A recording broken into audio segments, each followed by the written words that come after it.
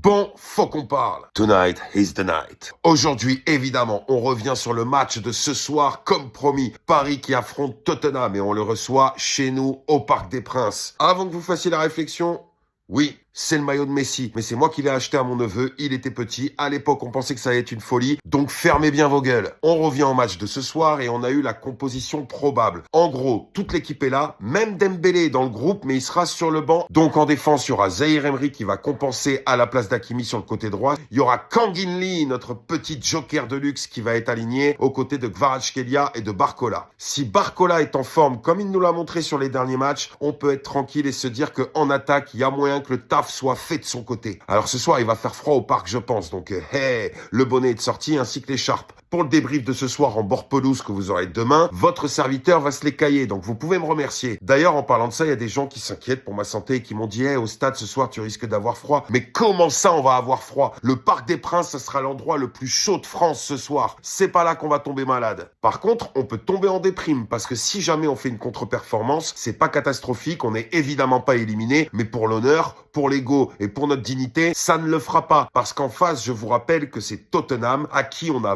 volé la Super Coupe d'Europe. Oui, on peut le dire, c'était un braquage dans les règles. Donc à mon avis, ils vont arriver avec la rage. Et il y a une autre donnée ce soir à pas négliger, c'est la fameuse malédiction des anciens Parisiens qui se font toujours un malin plaisir d'essayer de nous caler alors qu'ils sont nuls d'habitude sur ce match. Et je parle évidemment de Randal Kolo Muani. Fais attention à ta gueule. Parce que mon gars, si ce soir, c'est le match où tu te révèles comme enfin un vrai attaquant, je te jure que tu vas pas sortir du stade. Donc s'il te plaît, continue à être mauvais, continue à être médiocre et laisse-nous tranquille et espère juste qu'à la fin de ta saison, tu reviennes et qu'on te vende à un bon club. Si c'est pas le cas, mon gars, tu vas finir au Qatar avec Verratti. Bref, on va pas s'énerver maintenant, on va juste attendre patiemment le match de ce soir. On est chaud, on est confiant et vu qu'il y a les autres chevras qui ont gagné contre Newcastle hier, il y a pas intérêt à ce qu'on se foire. Surtout mes Parisiens, depuis qu'on a vu cette fameuse vidéo où Newcastle et Marseille se la racontaient à chanter des chants anti-PSG complètement bourrés sur des terrasses de café. Les gars,